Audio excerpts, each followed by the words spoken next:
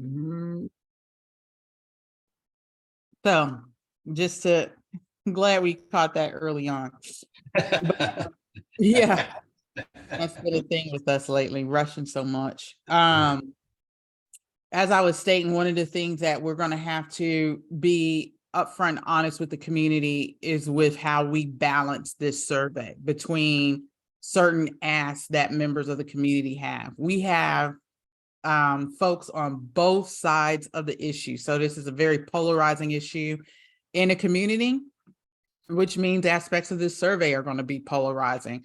There are going to be parts of it that the ANC will tackle, parts that we will not tackle. I hope that we stay very close to what we need to do in terms of the RFP and influence in that document. But we will, develop hopefully tonight a very good framework of what our objective will be. And I think once everyone knows that, we can move forward with the process and with everyone understanding what the goal of this survey will be. So that'll be a good discussion for us tonight, is the overall objective. In terms of finalizing the survey, we talked about, obviously doing some pre-testing. There's some steps in here that we'll do prior to actually developing questions. We are not going to develop questions tonight. There's some basics that we need to get through before we do that. But one of the things we talked about was interviewing and having discussions with community-based groups. So there's quite a few that I know Office of Planning is already, or DMPED is already considering interviewing, but we talked about doing that as well for our survey. So we'll be reaching out to some of the, organizations and community-based groups here in Chevy Chase to talk with them specifically about this process. As members of the survey team and individual commissioners, the survey team is going to ask commissioners to do a lot of the nitty-gritty work of a commissioner in terms of talking with their constituents. So making sure that the framework is discussed within their SMDs. They can hold single member district meetings, they can canvass, they can, maybe, send the questions that we're going to develop in that process out on emails. But just however we need to do that is to get as much of that feedback early on as possible. But then also pre-testing this survey. So it's good for you guys to understand that even after it's developed, it's not going to be immediately launched. We always pre-test issues like this and do what I call in my old job user testing. It might be called something different in a survey world, but basically giving people an opportunity to take it in advance before it's launched and detect any issues or any gaps prior to that. And then finally, one of the big issues is also with marketing and communication of the survey. Most of the surveys that have been done, and now since receiving the SAP survey, same number of respondents. We're typically coming in at 1,700, right around that portion. So we are going to incorporate into this process, hopefully a robust marketing plan and communication plan. So that means figuring out how is the best way to reach our entire ANC. That's what we want to do. Reaching respondents and getting them engaged about this process and encouraging them to take the survey. So that includes social media, which if you're not signed up for the ANC's Facebook page, please do so. The ANC's Twitter account, emails. The ANC has a newsletter. You can go on our website, sign up for our newsletter. Our individual commissioners have their own SMD email list.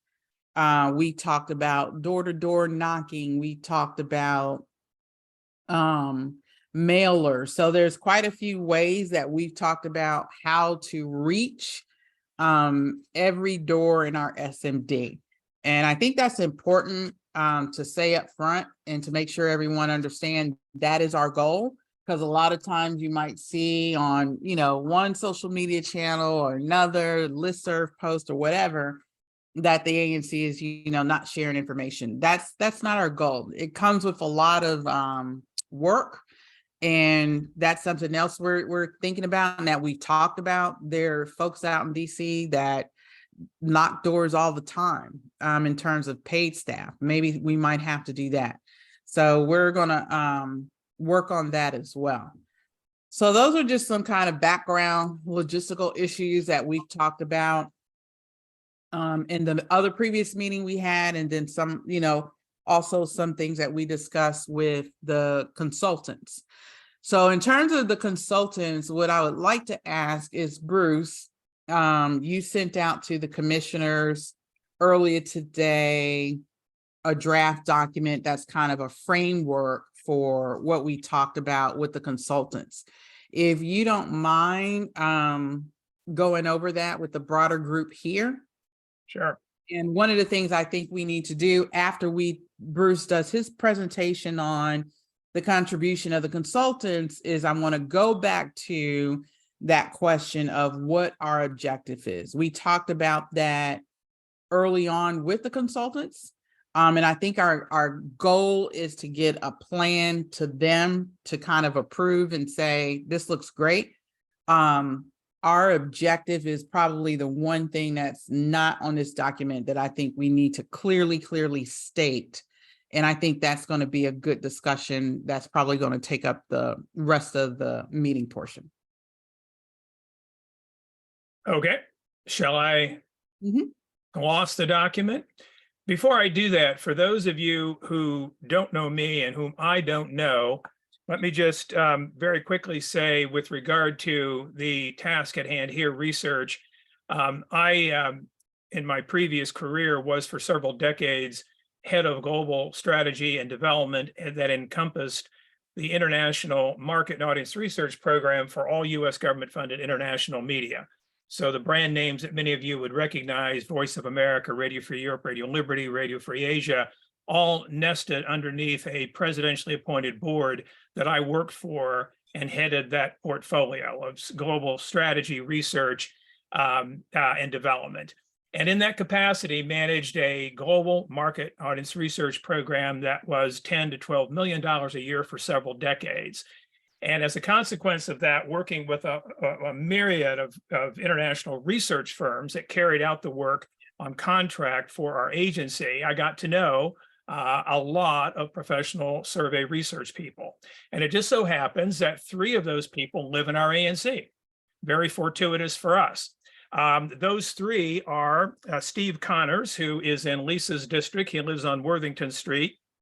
Anna Dean, who's in my district, and she lives on Utah Avenue. And Susan Geely, who is in Michael Zeldin's district. She lives on Patterson Street. Some time ago, I recommended to the commission that with respect to surveying the question of the civic side or civic core and any other survey that we might want to do, that these constituents of ours, members of the community, and professional researchers could be very helpful to us. And I'm very happy to say, as Lisa referenced, we had a productive meeting with them on Saturday. I hosted it here at my house, and we discussed what we had in mind, heard their thoughts. And I think it's fair to say Lisa, Peter, and Jim secured their cooperation. They're willing to work with us. To be very clear, they are professionals who have full-time jobs. Susan Geely is a consultant. She has a little bit more time, but Anna and Steve both do work full-time in research. And therefore, they're going to be our consultants, not ones who run every little last aspect of this. I think we all agreed, commissioners, that the commission owns this survey, and the commission will be managing the survey with the support of the consultants. So if that's clear as to their role, I'm happy to share their LinkedIn account so you can look at the research experience they have. But among them, they've got 75 plus years of professional research experience. So in the conversation that we had with them on Saturday, we talked about the project, we talked about the time frame, we talked about outcomes that we desired to accomplish, we talked about the attributes of the process, we talked about challenges, and we talked about tasks and steps along the way.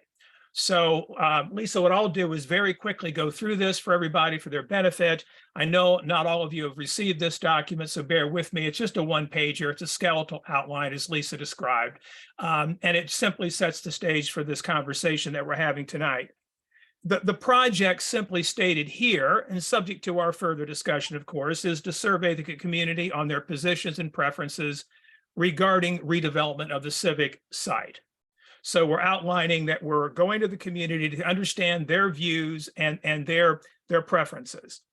The outcomes that are posited here that I put down for everyone's consideration is to ensure that the community is heard on all issues of concern regarding the civic site that the community members are bringing to this exercise.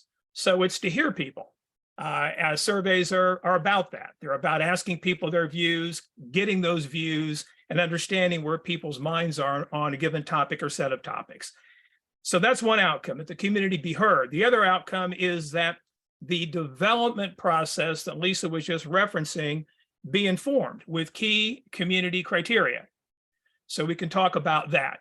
Nested here or implicit here are objectives for the survey.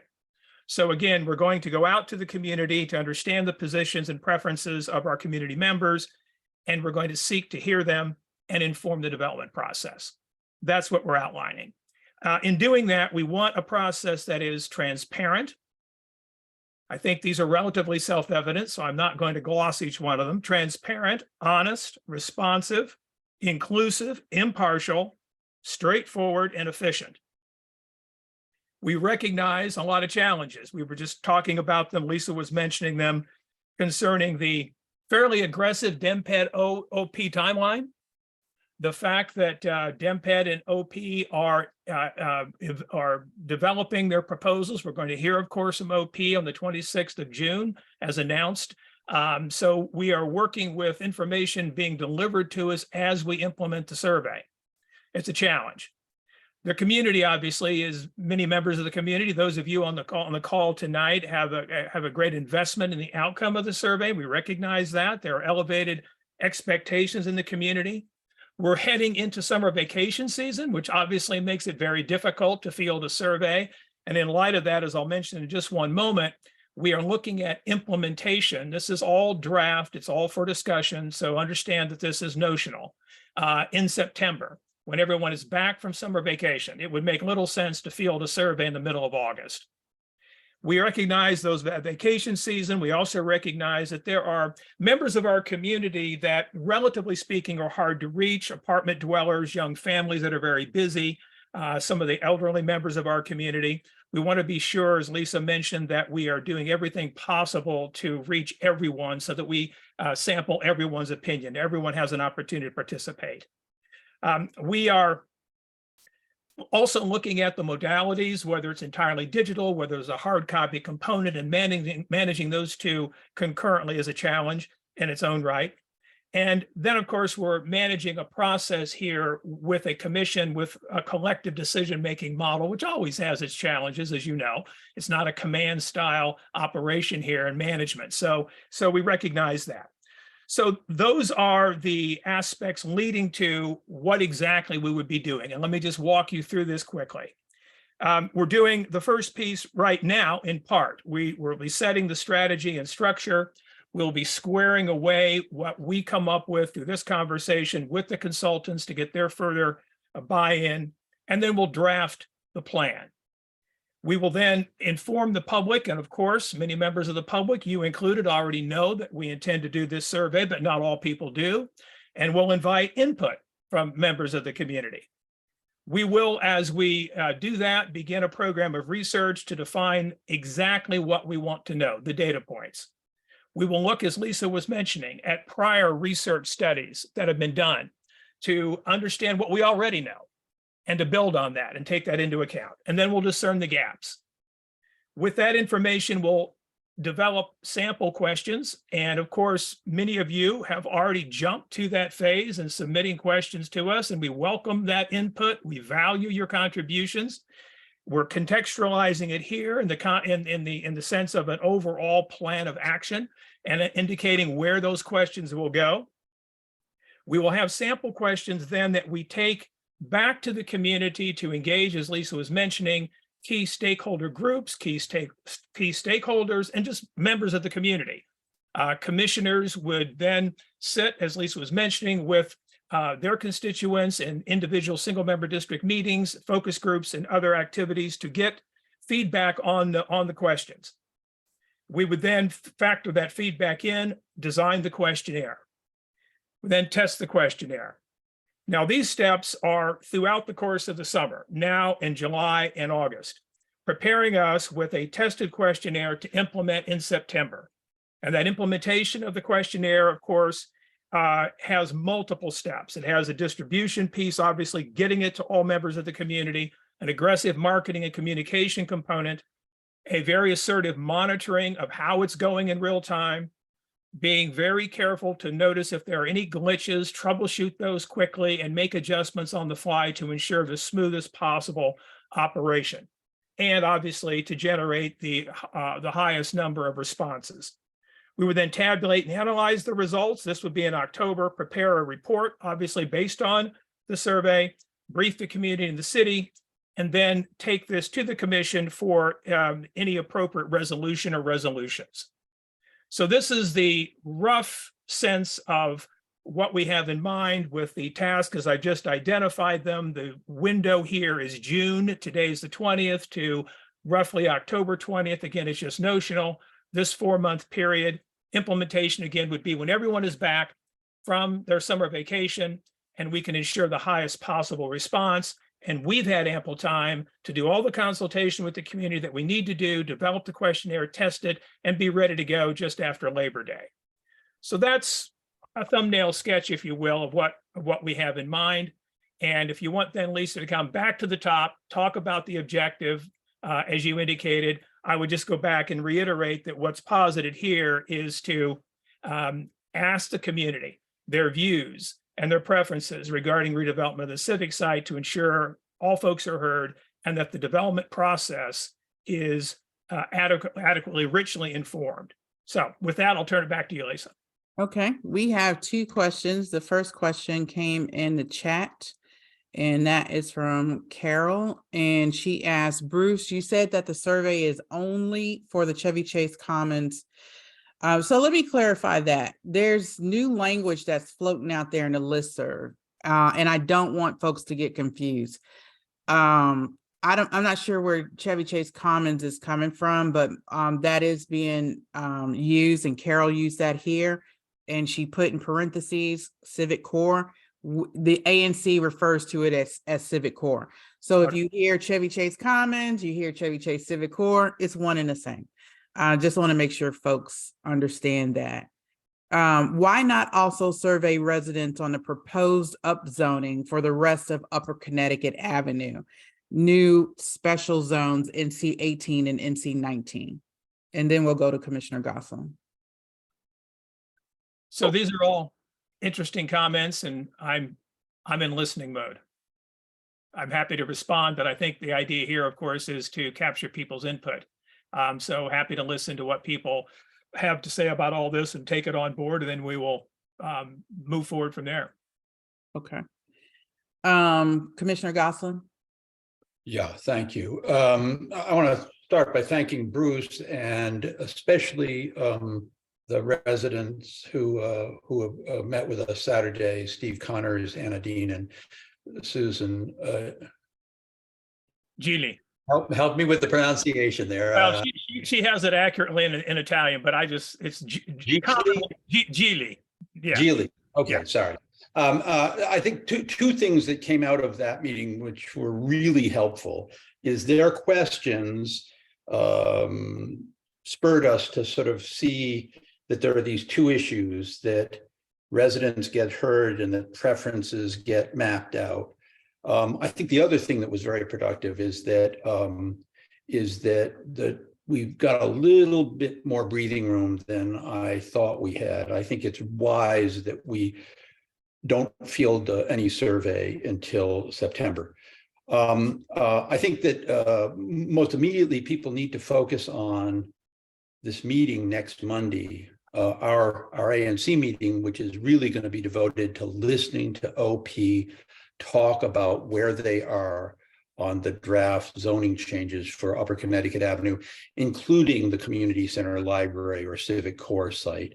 Jennifer Steingasser met with the community in May and said she would take back the comments that she received then. And so it'll be really important to see how they react to those comments. The other thing is that it's going to be very important to hear what DEMPED says it's going to do in terms of implementing our RFP. And I hope that we hear about that this week, because I presume that they're required to issue a 30-day notice. So if it's June 21st tomorrow, we're talking about way deep into July. I hope there are multiple meetings, and I hope they're prepared to talk to a broad array of local stakeholders. I've just offered this as we go into this discussion.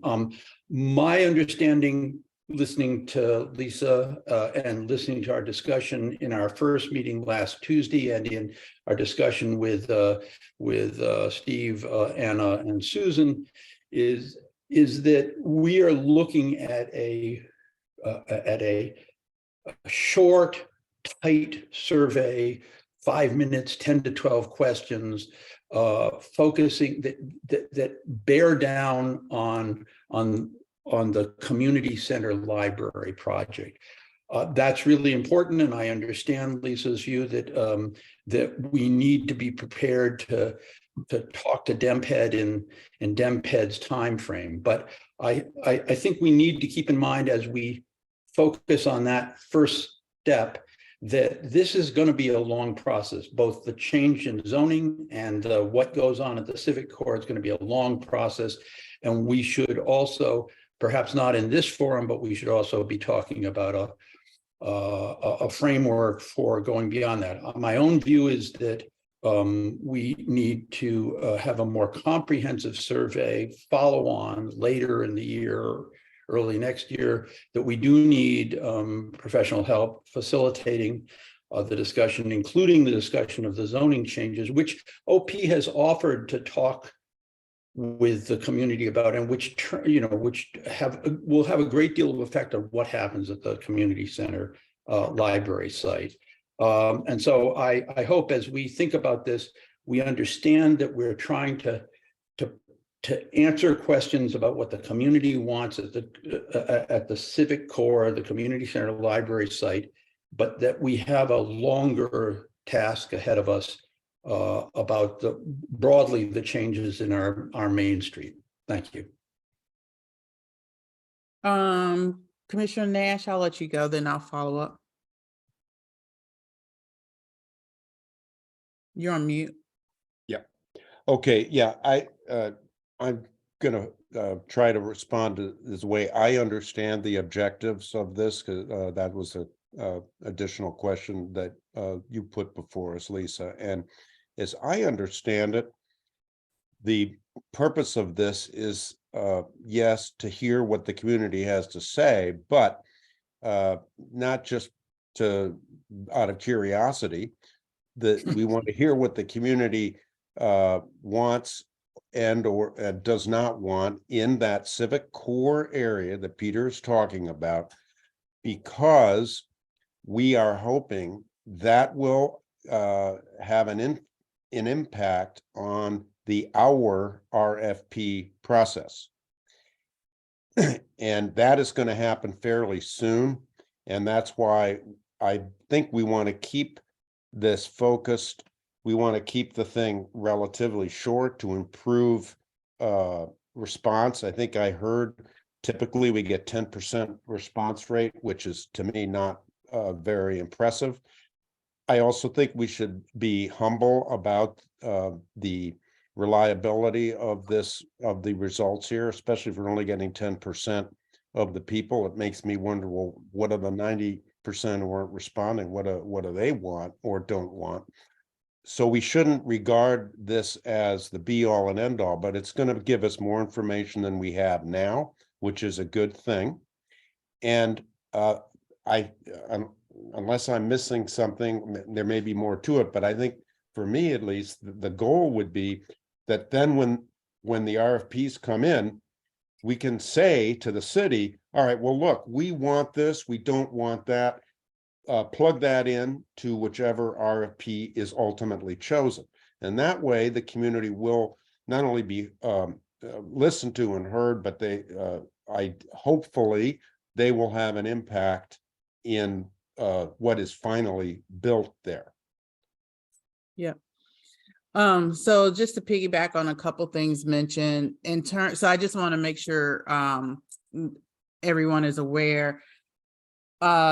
Jill's is not in town this week, so we will not get anything from Jill's this week. We got to pass. He's out on vacation. My meeting with Sarosh is on the 28th, which is next week. Jill's will be back in town, I believe. I think he was out for 1 week.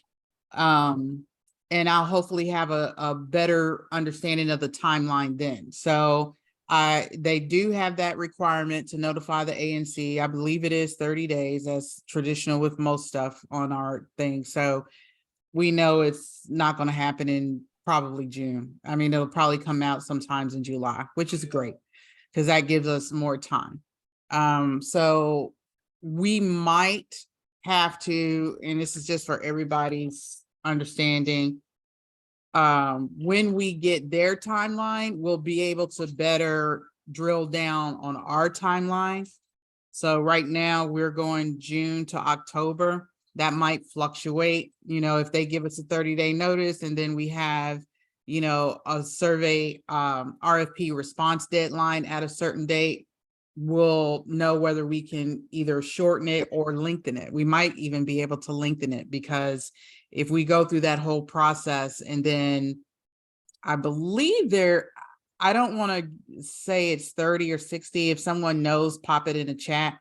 Let's just say 30 to be safe. Once they're asking for public comments on the RFP, we'll have a real understanding of when we need the information back, and we can take into consideration ANC meeting schedule, voting, drafting the RFP, getting it out again, getting it out more than one time for the community to look at and get feedback on. So that schedule, just, to say, just be flexible on that.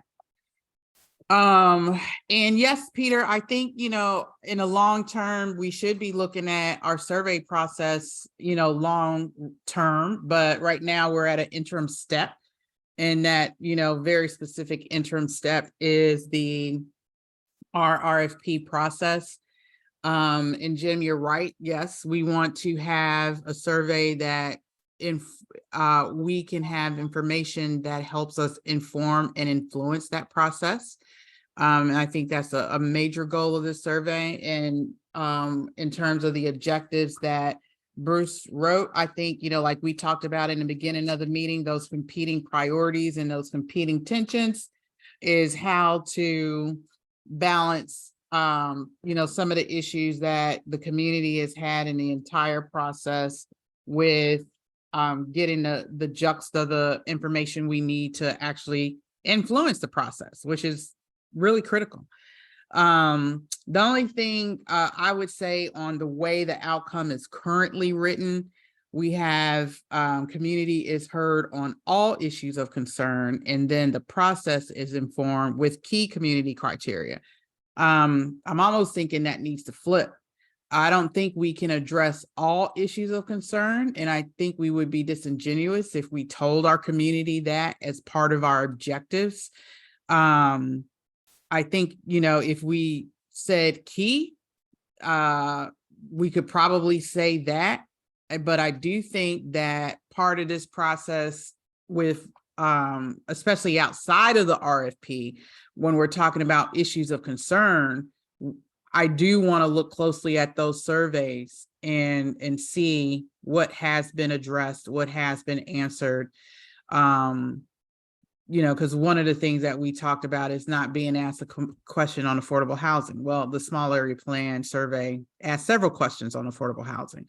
So I think we need to maybe edit that line to where we're a little bit more specific and not over promising stuff that we can't deliver.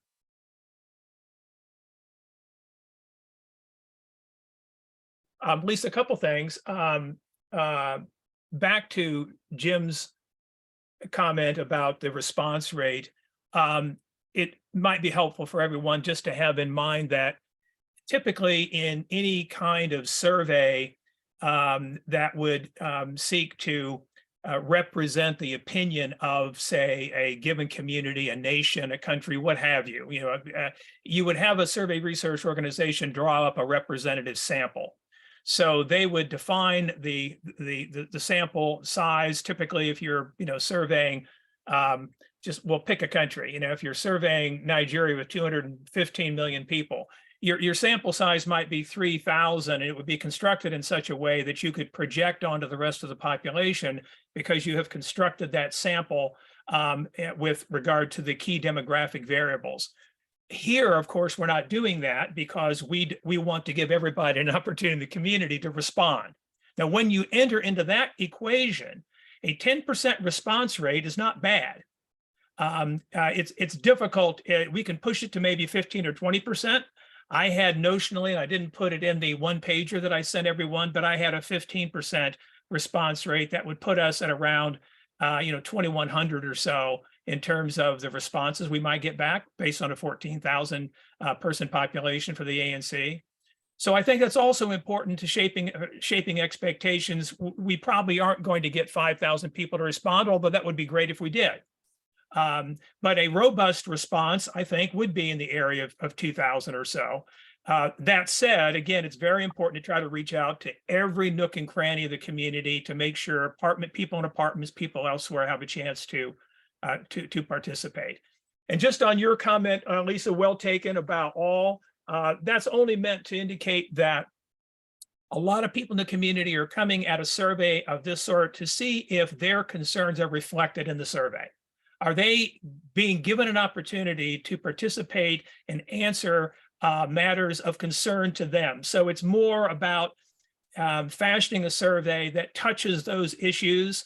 I agree with you, it can't be all, literally all, but to have it so that when people take the survey, they feel that it was honestly representing the concerns out there in the community with regard to redevelopment of the civic core, and that then they see themselves in it, right? And they feel that it's responsive to their concerns.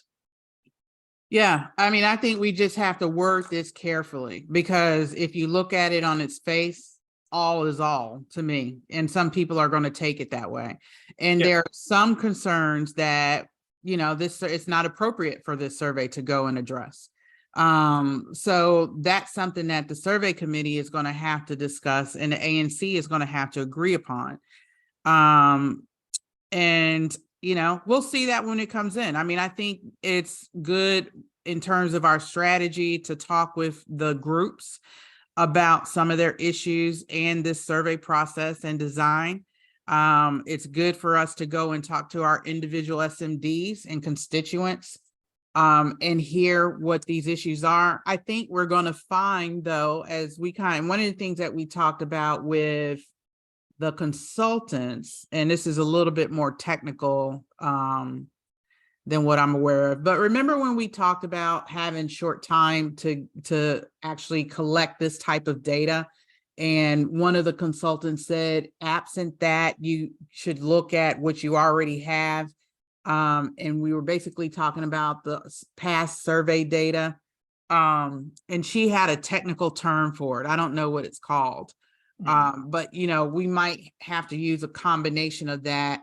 And just like we're going to, we're going to not be able to have all the issues too that potentially influence the RFP, because we don't really know what that's going to be until we're in depth into our RFP process. But we do know consistently the discussion is around height. The discussion is really not around affordable housing, because I think most folks agree with it. It's what does that look like? How much, what does a complex that's redeveloped on the core, what does that look like in terms of green space? So I think like some of the common concerns have always been common concerns. There's also the one-off concerns in terms of specific processes, like the SAP process, like the surplusing issue. And the commission will have to decide if that's something we want to get into. But I think, you know, this sentence in terms of outcomes or objectives has to be explicitly clear, because otherwise we're going to have people in the community saying continually what the survey is or is not doing.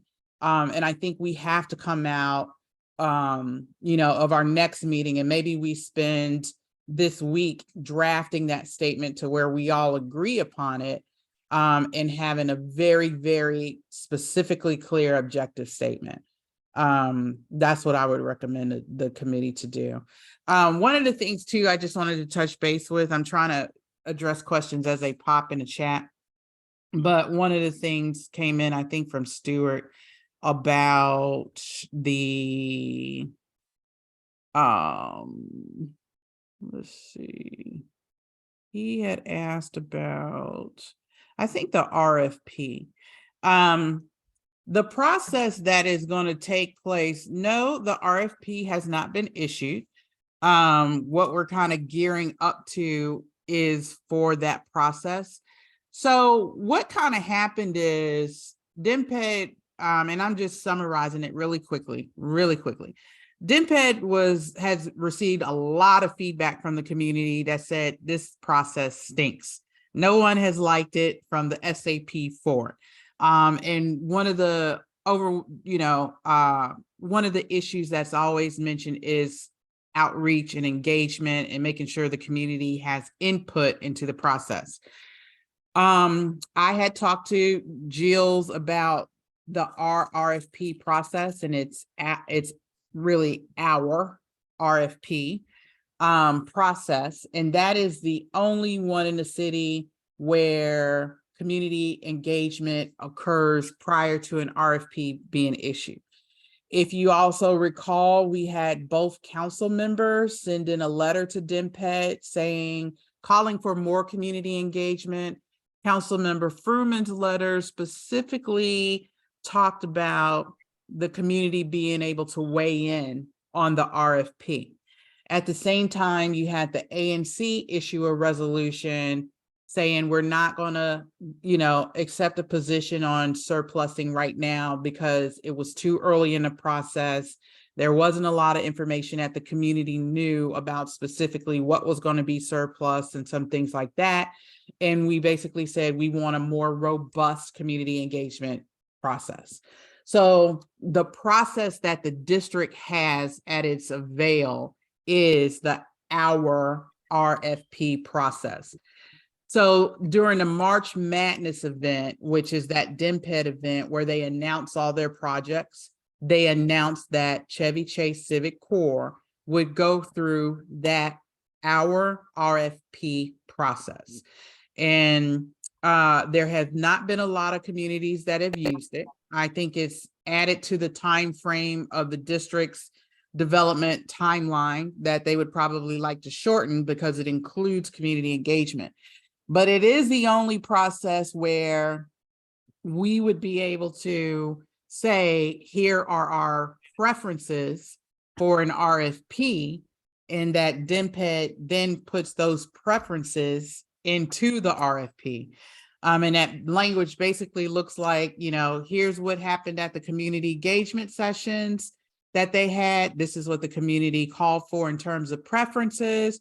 Therefore, we're going to give developers that can meet this preference more consideration. So basically to that fact, we are not at that timeline yet where that process has begun. And then in order to kind of get there, what DMPED and their contractor, who is Link, is doing is they're interviewing community groups. So they're interviewing Robert Gorton's group or whoever's group, Chevy Chase Voice, I believe. They're probably going to interview Ward 3 Vision. And I don't have a list of all of them, but there's a whole list of various groups that have various positions that they're going to interview. And from that kind of discussion, from previous surveys, previous discussions, emails, testimonies. They're going to come up with, for that first community meeting, a list of basically elements that they believe the community should weigh in on. So whether that's housing, one element was sustainability, green space, they'll pick those out, and then that'll form the framework of the community discussions. That is probably going to start rapidly, because from talking to them, and I hope to have clear information next week, they're going to start the interview process, I think, within the next week or so. And that's that's pretty much the kickoff of it. So after that, they'll then probably be discussing when to start the first meeting. So, and at that first meeting is when they give an overview to the community of what our RFP process is. I wish, and what I'm going to try to work with DMPED is that we can get a preview meeting, so that everyone comes to the meeting, a little bit more prepared than walking in the door, because that meeting goes fast. And what they do is they sit you down, they talk about some basics, and then the next 20 minutes, they break the community out into small groups. You give them your top 3 priorities, then your group presents the top priority, and that starts the ball rolling. It's very fast. And I know that's not going to be sufficient for us. So that is, Stuart, hopefully gives you a little bit more clarity of where we are with the process. The RFP definitely hasn't been issued yet. And I think we still have a way to go before that happens, but we are getting into the process that's going to lead to the RFP's issuance. Commissioners, any other things? Well, at least I would just see if, in fact, any of the folks who put comments in the chat wish to vocalize. Yeah, I wish you guys definitely raise your hands. It's hard keeping track of the chat. And we don't have the Q&A function. Just if you have a question, just raise your hand and ask us, and we'll answer the best we can. Andrea, you're on mute. At the beginning of the meeting, Chair Gore, you said that some things will be left out of the survey, and that's concerning to me because I find OP surveys are generally designed to elicit approval of what they've already decided to do, and then they point to the response, which has been sort of, pushed along as proof that they're doing what the community wants. I have no doubt that our RFP will follow this model. I understand when it was used in Ivy City, it just left out things. It basically only asked for approval for what it had already decided was going to happen. So this ANC, both in its previous incarnation and the current membership, has noted repeatedly that true community engagement has been weak, and that small area plan itself doesn't necessarily represent true community sentiment. So my question is, will you include questions for which some ANC members may not like the answers? Otherwise, the survey will not be legitimate. I think that goes both ways, Andrea. I mean, I think it goes both ways for the ANC and the community. I agree with you. Yeah, I mean, I think a lot of times when we're asked that, it's always framed in that position that, people won't agree with on one side. But I think this is a test for all of us, because I agree. What we might do is, I'll get you. Hang on a minute. I didn't interrupt you. Hang on. Sorry. That we will get answers to questions that are going to disappoint both sides.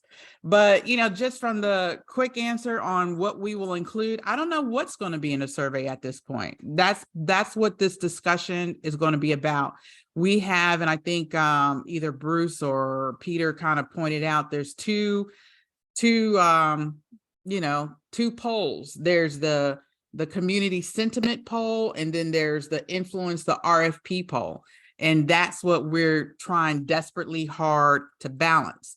And when I say that, in terms of not everything being put, I mean, we can't include everything. There's a lot of issues that have come up in this process.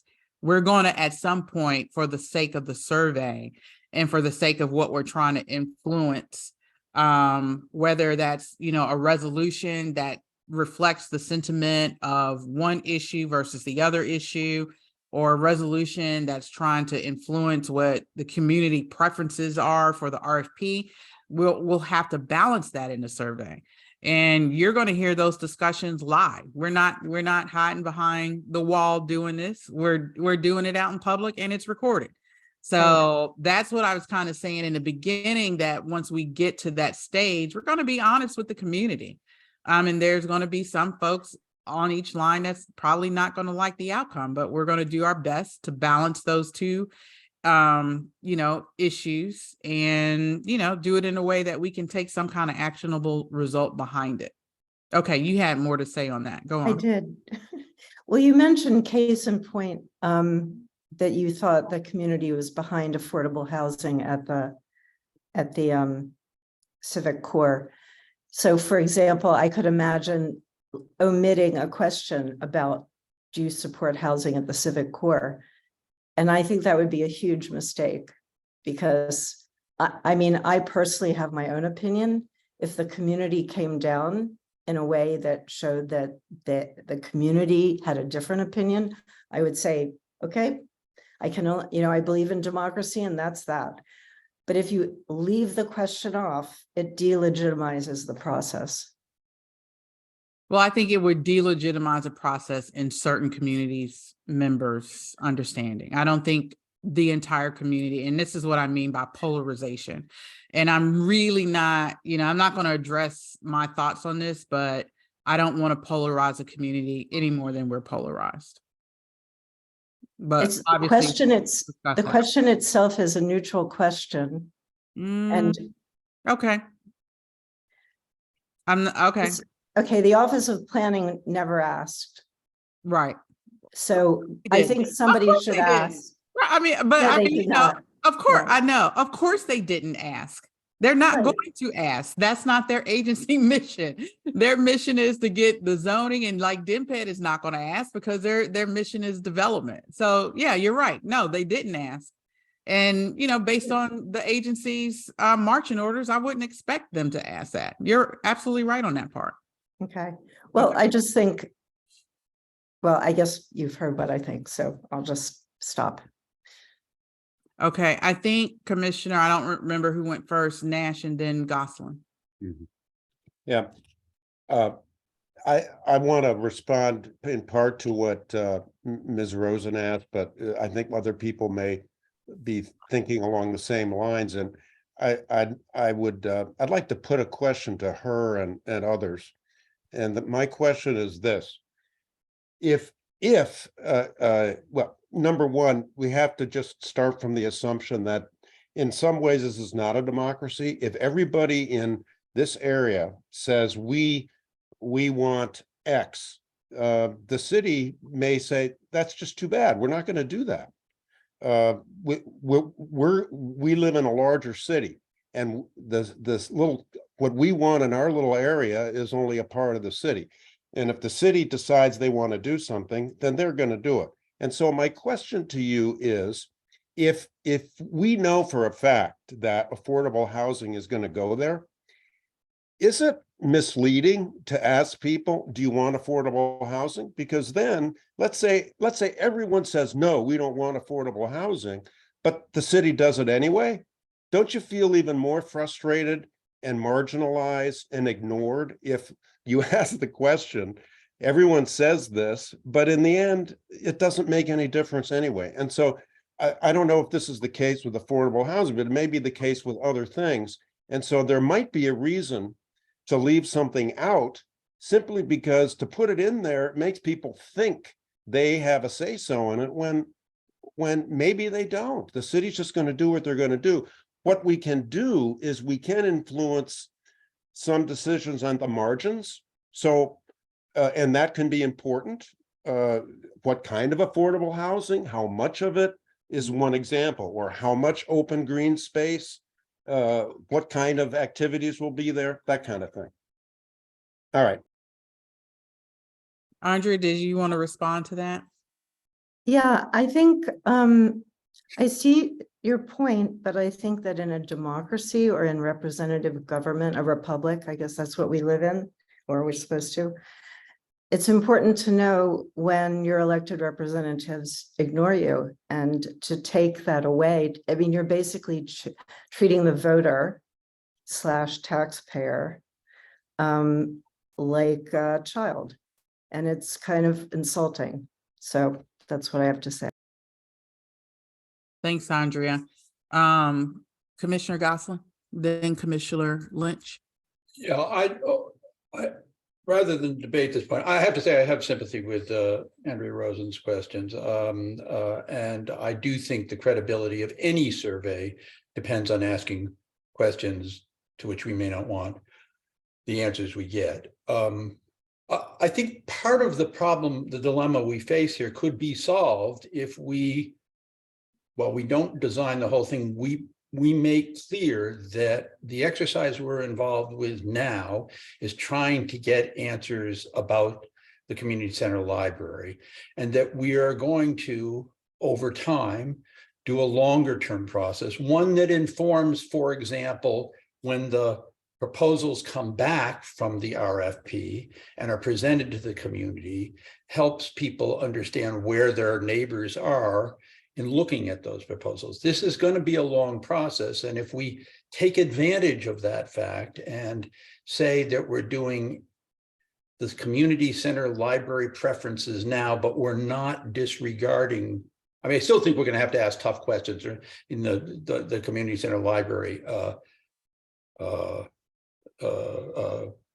survey, but I think that it makes sense to say to people, look, we're under a lot of pressure from the community, from the city to say what we want for this, our RFP, and for the RFP they draft, but we're going to take a longer view too. And I think it simplifies the task for us. Thanks. Thanks, Commissioner Lynch. Thank you, and thanks for the rich discussion, everybody. One question that I've been posing to a handful of people, and it's one that I have as well, is that whatever housing comes to the site, I wonder if there will still be outdoor space, library, recreation center at the capacity and usefulness that people would want. And so it seems to me that there might be some trade-off along the way. And I've heard people say that they would genuinely like 100% affordable housing, or that they're okay with some housing. And there are some people that say that they don't want any housing. And I do feel, as Andrea said, that that is part of the equation and part of the process, and something that we should try to hit on in the survey. To Jim's point, I think he's right as well. I think whatever it is that we say we want in all three of those camps, there's going to be an element, I think, that is important to understand, that we probably won't get exactly what the consensus of the community endeavors for. But then back to Andrea's point, I think it's still important that we ask those questions. So those are some things I've been working out in my mind, still thinking about, and would very much like to hear from the community as well. Thanks. Thank you. Any other community members have comments? If so, raise your hand. Okay, any other commissioner comments? Yeah, just a final note, and this harks back to the conversation we had with our neighbors and our research consultants on Saturday, which is that these dual objectives we're talking about are manageable within the context of a carefully crafted survey. I think we can elicit the information that we need and that we want, and meet our dual objectives. I'm fairly confident about that. I would say on the role that we play as a commission, my view of it, of course, is to represent the voice of the community. The city proposes what the city proposes. Our job is to provide the feedback from the citizens of our district on what the city proposes. And you, I think, correctly referenced Lisa, previously, that DEMPED is going to advance what DEMPED's mission is going to be. Our job is different. Our job by statute is to take what DEMPED is asking us to evaluate and give them honest feedback on that. And I think that's what we're about here with the survey. Okay, so but be careful with that, because what they are going to ask us to evaluate is the RFP.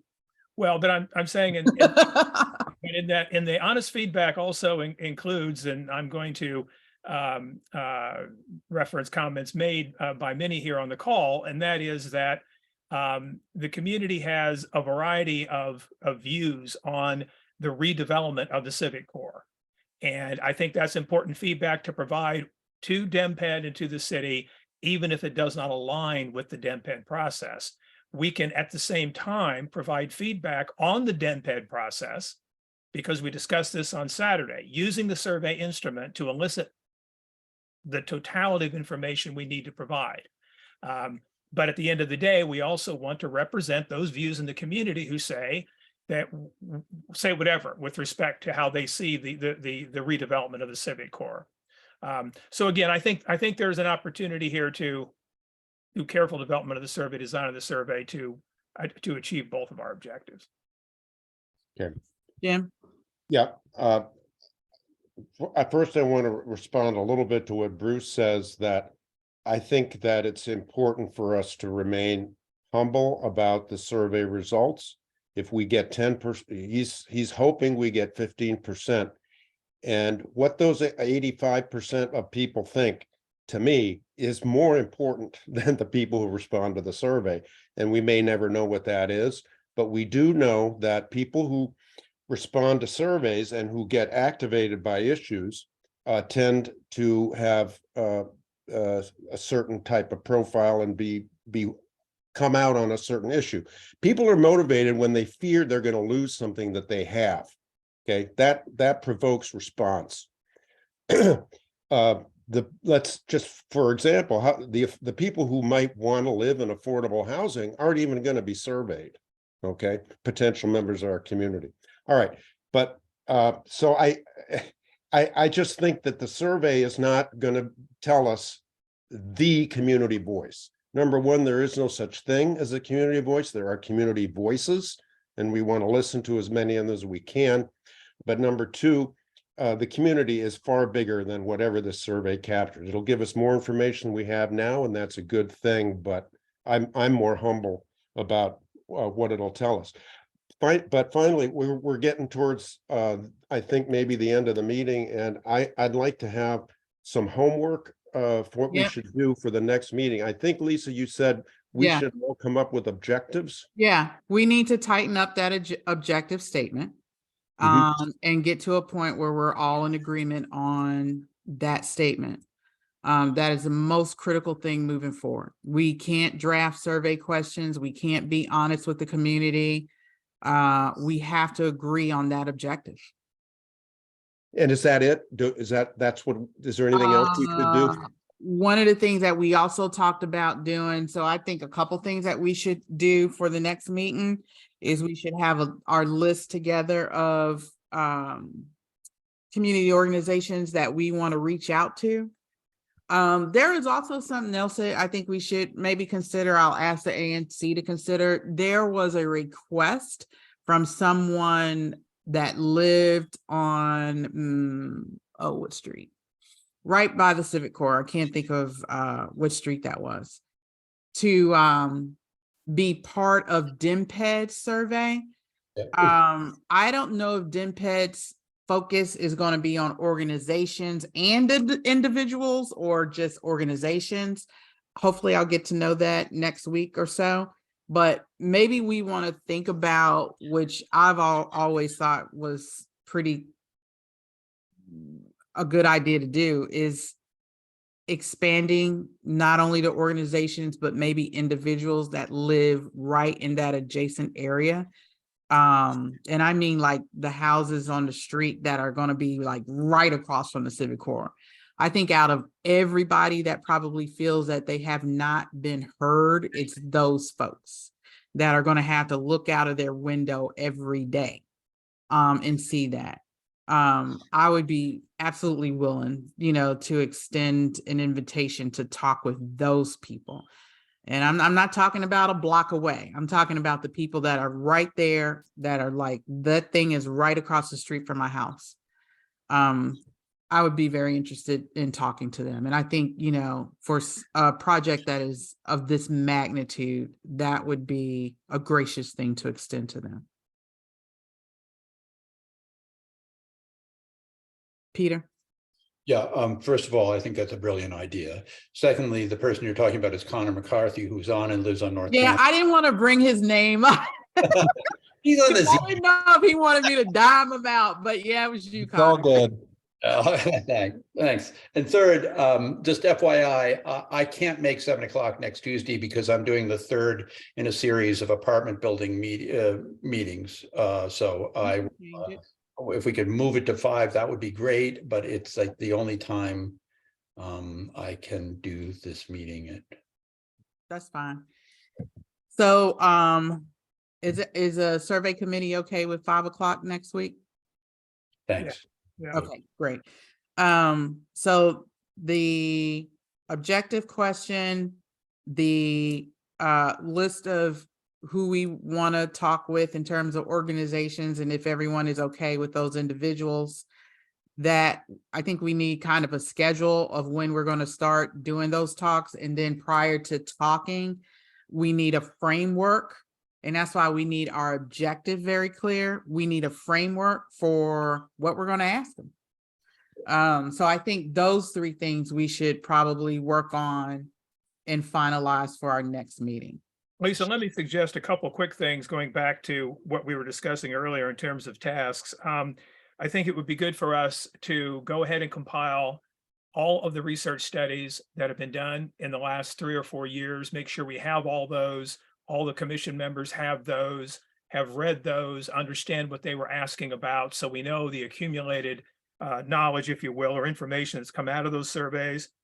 I think it is also really important as we head into the stakeholder interviews, as we were discussing with the researchers on Saturday, if we were in a position to go ahead and submit to them in the discussion some sample questions to get their feedback on those, would also kind of be helpful. But we can look at how we sort of sequence or stage these conversations to get the maximum amount of input and benefit. But those research studies and also commissioners may be already starting to think about, given that we're nearing the end of June, we're going to head into July when we're going to do consultations with our own constituents, what that schedule looks like given people's vacations and how that would work during the month of July. We can begin thinking proactively about how to carry out those constituent engagements. I know I plan to do 2 or 3 different meetings with constituents here in single member District 2. I have to look at how to organize those and schedule them. Okay, good idea. And what I'm gonna share my screen. So everyone can kind of see. Andrea has already gotten a preview of this, but let me see. I want you guys to see how we're reorganizing the ANC's website for the Civic Corps. So if you can everybody see my screen? I have it on the ANC's website. Okay. So previously the information was all organized here. And as you can see, this is a drop down. I don't want to make anyone feel bad, but this is not great website design. Everything scrolls down. There were 4 things under here that related to the Civic Corps that were also in this drop down as well. Let me close this out. And it just kind of goes down and goes down. I mean, you have to scroll your computer down to even see everything on here. What our volunteer did was organize the Civic Corps stuff into a main tab. We're still working on this. This is a work in progress because we don't want people to click on this Chevy Chase Civic Corps. We just want you to be able to click on these areas. So what we did, we took these 5 issue areas out of the task force long list and put everything here. The way they're organized is it goes from the very first thing we did on Civic Core moving up. Most of these pages are very short, so I'm not going to click on that. They might have 1 or 2 things in there and that's it. The one I clicked on that I want you to see is this phase that we're kind of in now, which is redesigning the Civic Core, implementing the Chevy Chase Small Area Plan. This subtitle was always under task force issue area. The only thing I did was flipped it. Instead of saying implementing this Chevy Chase Small Area Plan hyphen redesigning the Chevy Chase Civic Core, I just flipped it. So what we did is we put in here just an opening paragraph of basically where we are and explain what is going to be on this page. And it's basically an information hub for all events relating to the redevelopment. So everything post Small Area Plan. And this is kind of how we're organizing the rest of the Small Area Plan page, which hopefully will launch today or tomorrow. But to go back to Bruce's suggestion, and for all commissioners and community members to know, this page right now has 99% of everything that's happened post Small Area Plan. So if you go down to the bottom, and the way we did it is we do display 10 entries at a time. We already are up to 3 pages here. But it shows you, going from the back from ANC meetings, we link to the meeting information page, letters to DMPED. This is a letter Commissioner Gosselin wrote, and we'll put that in there. I see the link is missing on that one. And you can also with this display more entries than just the top ones. These are some of the last things that have happened. So the ANC letters to DMPED and OP transmitting our resolution. But one of the things I wanted to also show you too, in terms of action, you could kind of sort that. You can sort by survey. So say you just commissioners want to say, okay, well, what are the surveys that have happened thus far? You can go in and put in survey, and you could go look at all the surveys. So here, and one of the things I'm going to get is when this survey opened, because I like to have that information in there too, but we could see that it closed on March 14th. And here's when we got the survey results. So I know this is something that's been hot on the listserv. Well, you could see that. So we plug that in there and it will take you to the survey results. So we're doing the same thing with the Small Area Plan because there's surveys in there as well. And then on some of the other drop down sub tabs under Chevy Chase Civic Core, there's also survey results there as well. So I just wanted to show that to you all so you know where it is on our website. And commissioners, hopefully it will make it so much easier for you guys to understand what's happened in that entire process. So I could tell you, like for the Chevy Chase Small Area Plan, we even included the council actions. So you could go and see when the council got it. What did the council do with it? We link the council hearings. We link the testimony that was submitted to the council. So when Bruce talks about like just surveys, it's actually a lot more than that because it's also testimony. So we have like on the DMPED surplusing testimony, which is linked into that table that I just showed you, it's over almost 400 pages. It's a lot of information. There's a lot of feedback that the community has given on this process. So when you go through there, just scroll and start reading because it's a lot of information and we don't have a data analyst on the ANC. I wish we had, because the first thing I would tell them to do is analyze all that data and analyze all those results into some really quick snapshots for us. But if you really want to kind of get a good indication of what's been asked and what's been answered and what the community has weighed in on thus far, you can kind of go to those pages and see that information there. It is a lot, but I definitely would encourage everyone to do that because it'll give you some insight into what's been said. Andrea, I saw you put something in the chat. Let me read it. Hang on. How about leaving the comments to all the people? Andrea. Okay. I was just answering. I couldn't not answer. Oh, I'm sorry. Okay. I didn't see that. Yeah, that's why I said like trying to manage the chat and run the meeting is very difficult. So I came in on the end of something, didn't know what was said previously.